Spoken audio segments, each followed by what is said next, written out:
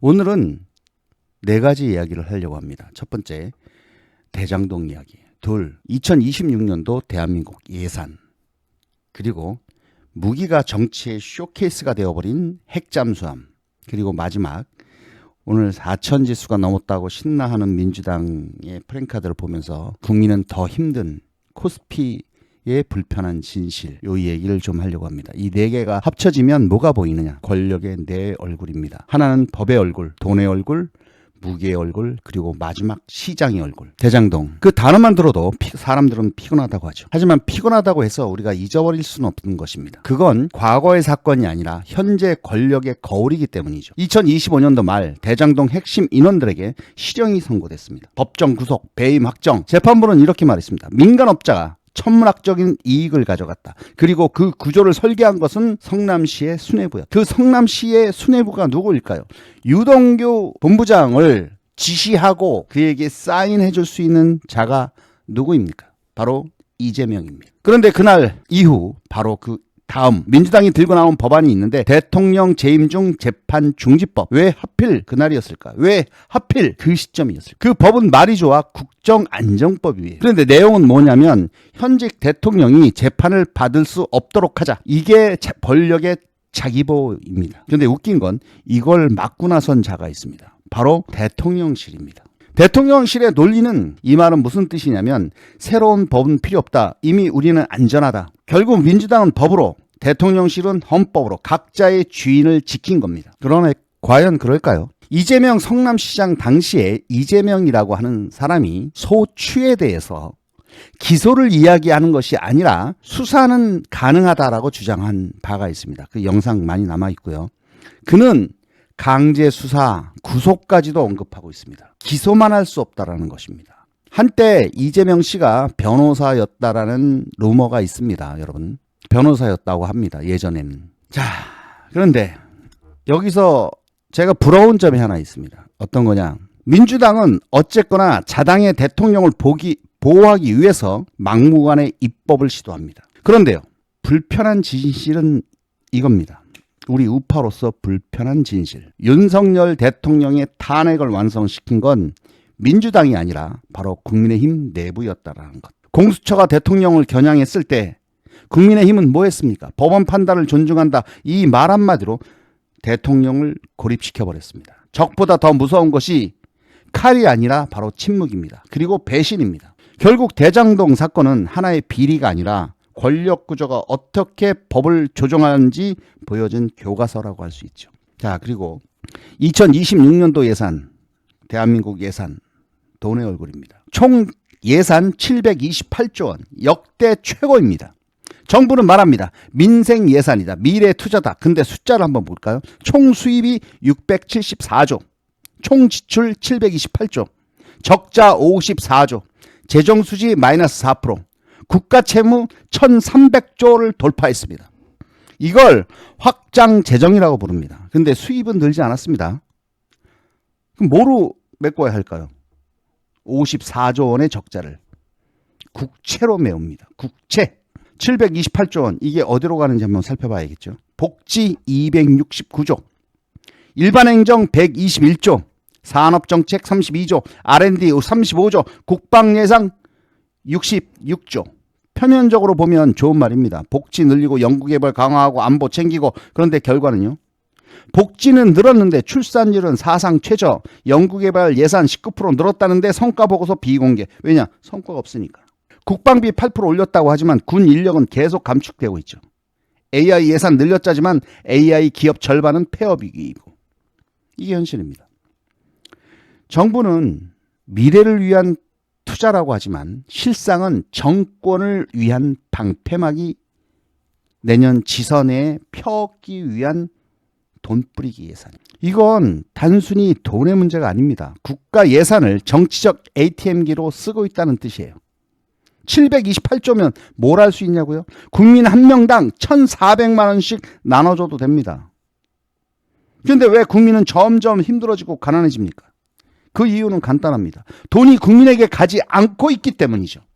정권의 권력에 그리고 표 계산에 쓰일 예산이기 때문입니다. 728조짜리 표 예산. 그게 2026년의 진짜 이름입니다. 그리고 금요일 날, 토요일이었죠. 아침 뱃살님이 이야기하신 핵잠수함.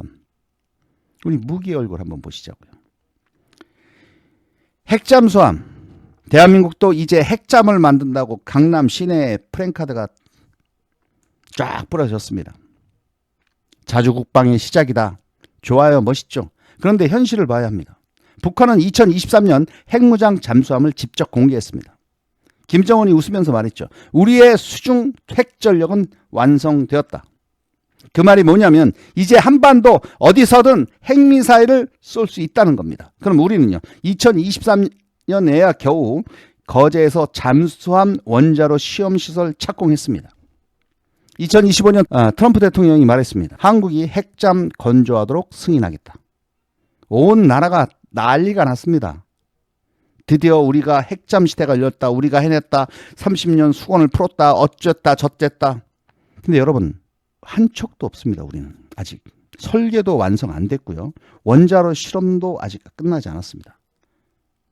정부의 스케줄을 한번 볼까요? 이재명 정부가 밝힌 스케줄. 2026년 시험시설 완공, 2028년 기본 설계, 2030년 시제함 건조, 2035년 진수, 2038년 실전 배치. 같은 소리 하고 있네.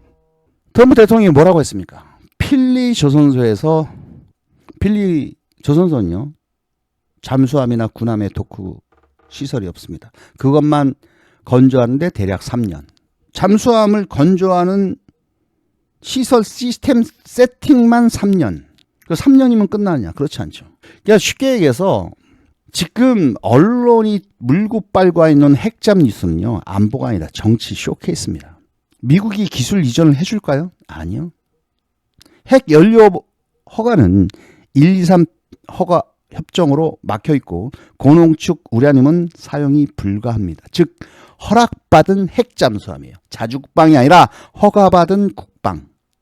핵잠수함 사가라는 겁니다. 쉽게 얘기해서.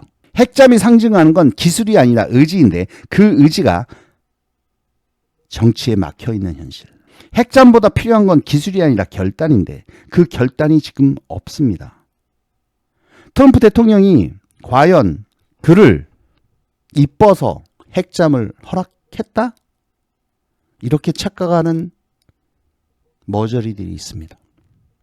호주가 지금 우리와 같은 시스템으로 미국에서 건조된 잠수함을 돈 주고 사서 운영하고 있습니다. 핵연료는요. 역시 그것도 미국의 기술. 핵잠 건조도 미국의 기술. 우리나라가 핵잠수함을 만들 기술이 없습니까? 능력이 없습니까? 그냥 허락할 수 있는 문제가 아니에요. 의회를 통과해야 됩니다. 미 의회를. 우라늄의 농축 기술에 따라서 잠수함의 성능도 달라진다는 얘기를 아침 뱃살님이 설명하셨죠. 그런데 물고 빨고 하고 있습니다. 물고 빨고. 자, 그리고 코스피 지금 4천 돌파했다고 쌩 난리가 났습니다. 지금 코스피 좋습니다. 4천이 넘었습니다. 야, 기분 좋죠? 야, 그런데 여러분 이거는 회복이 아닙니다. 착시예요, 착시. 외국인 자금이 들어오고 한원이라는 게 들어오고 있는 거예요. 근데 그 돈 왜 들어옵니까? 한국이 좋아서? 아니요. 환율 때문입니다. 달러 약세, 엔화 약세, 그리고 원화가 강해지니까 외국인들이 잠깐 흘러 들어온 겁니다. 단기 차익용. 한국 증시에서 순간적인 단타 차익을 챙기고 떠날 한원이란 말입니다. 그 돈이 대한민국 투자 기관에 오래 머물 돈이 아닙니다. 이익만 생기면 즉시 빠져나갈 뜨거운 돈이에요. 그리고 개미들만 남게 될 겁니다. 고점에서 너도 나도 사들인 개미들만 개피 보는 상황이 벌어질 겁니다. 정부는 정책 기대감으로 상승이라고 말합니다. 근데 그 정책이 뭔데요? 그 정책이 뭡니까? 기업들의 목을 옥죄는 법률들, 그리고 노조들을 활개치게 만드는 법률들, 그리고 기관의 자금으로 만들어진 인위적인 투자. 그러니 코스피가 오르고 정부는 경기 회복 중이라고 포장하고 홍보하고 언론은 국민이 희망을 느낀다라고 거짓말을 써대고 있습니다. 그런데 현실은요. 자영업자 폐업률 12%, 청년 실업 11%, 가계대출 1100조 돌파, 실질 소득 3분기 연속 하락. 근데 지수는 올라가요. 지수는. 이게 가짜 상승입니다. 베네수엘라 초창기처럼 지수는 올라가는데 돈의 가치는 떨어지고 물가는 치솟아 올라가고 국민들의 일자리는 사라지는